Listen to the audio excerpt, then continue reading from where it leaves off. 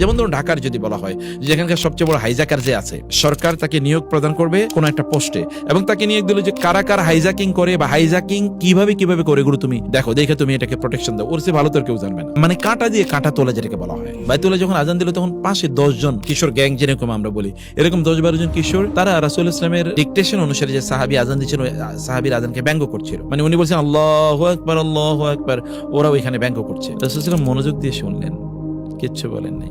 শুনে দেখলেন যে এর মধ্যে তো একজনের কণ্ঠ খুবই ভালো। রাসূল সাল্লাল্লাহু তাকে ডাকলেন, তার নাম ছিল আবু মাহজুরা। দেখবেন এই তোমার কণ্ঠ তো খুবই ভালো, তোমার কণ্ঠ তো খুবই ভালো, যাও আগামীকাল থেকে তুমি আজান দেবা, যাও আগামীকাল থেকে তুমি আজান দেবা।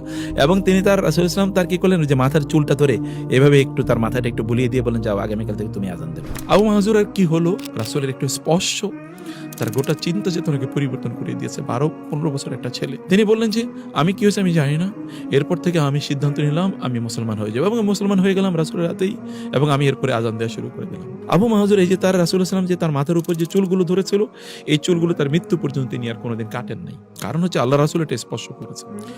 এই যে ট্যালেন্টগুলো খুঁজে বের করা, কত পজিটিভ আপনি দেখেন, কি অসাধারণ।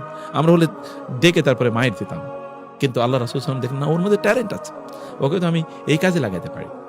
সুবহানাল্লাহি ওয়া বিহামদিহি।